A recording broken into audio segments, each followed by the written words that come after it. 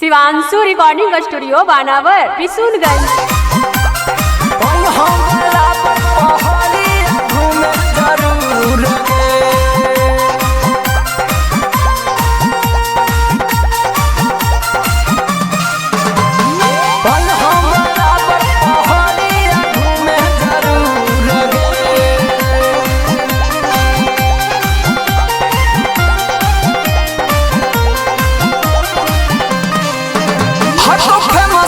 शिव जी के मंदिर गे कर भी दर्शन खुल तो तकदीर गे हे गे हटो फेमस है शिव जी के मंदिर गे कर भी दर्शन खुल तो तकदीर गे जहवन मन मितवन मिलत तोरा भरपूर गे आगे लहगल मेला हकौ मशहूर गे हम बराबर पहाड़िया घूमे जरूर गे आगे लहगल मेला हकौ मशहूर गे हम बराबर पहाड़िया घूमे जरूर गे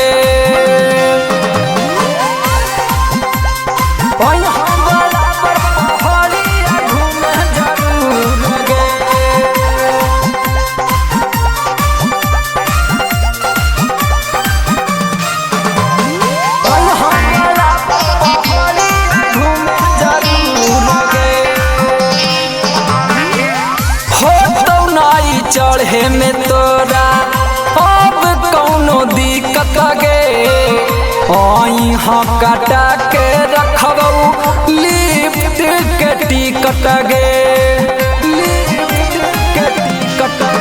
आगे कैलिए जे बादनी भइबौ एक सबसे फोटो खिंचबौ मिले खातिर आज सोना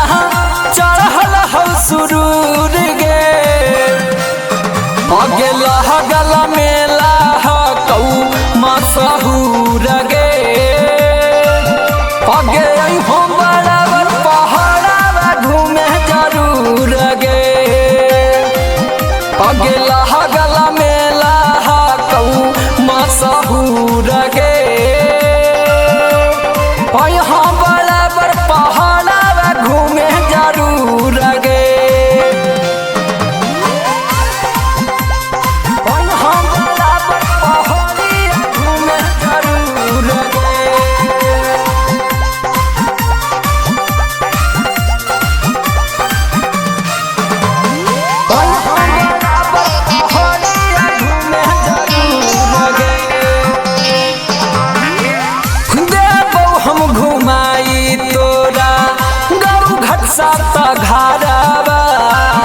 जहबन किनमी तहबन किन के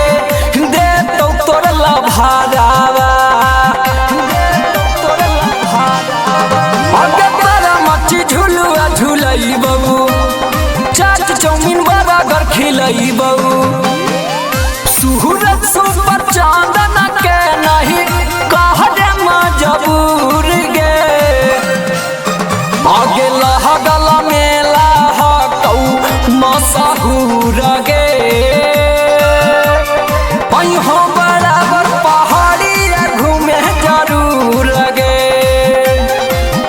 आगे लहगल मेला हकौ मशहूर गे हम बराबर पहाड़ा घूमे जरूर गे। शिवांशु रिकॉर्डिंग स्टूडियो बानावर।